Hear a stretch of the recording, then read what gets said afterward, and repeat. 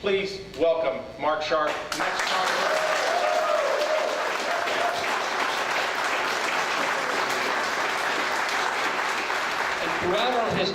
Throughout our history, going through depressions and world wars, when our backs were against the wall, that's when we showed the world who we were.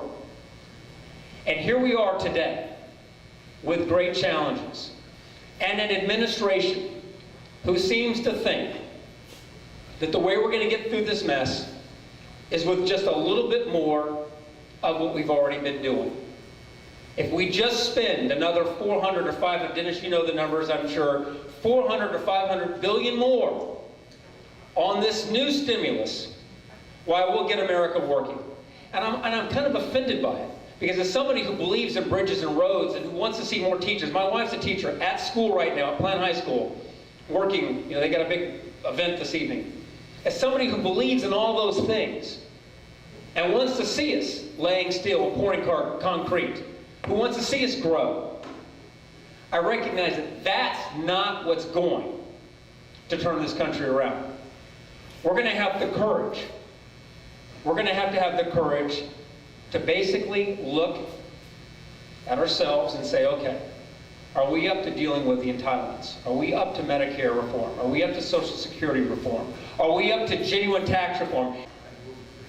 If we decide as Americans, we're not going to pit ourselves against the person who succeeds.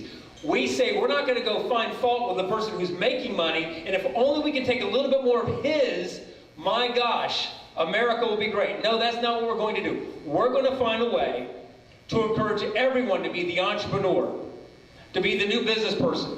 That's when we go to Washington, when we win, we're going to be there so that whether you're a Boeing, you're a McDonald's, you're the small mom and pop down the street, you're going to be able to have a business,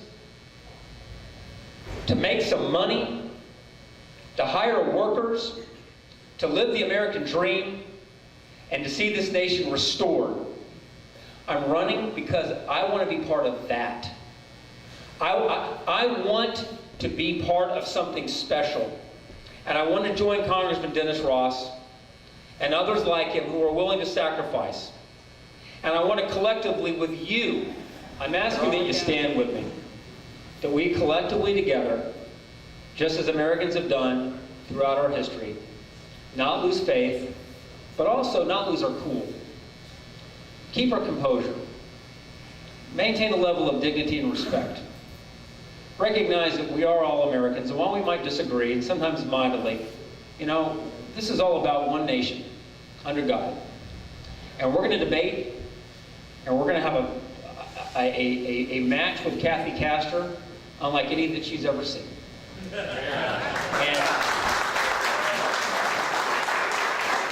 we're going to come at her from every neighborhood.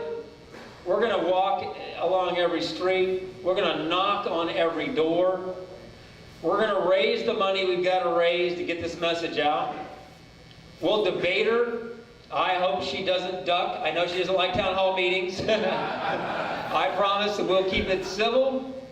But I'm telling you, we're going to talk about her vision and our vision. We're going to talk about the Washington plan for fixing this economy, which I believe is only going to make it worse, and our vision.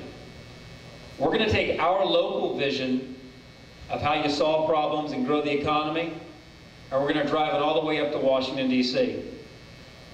We're going to have a lot of people like Deb Cox-Rouse, our chairwoman. Deb, thank you for being here.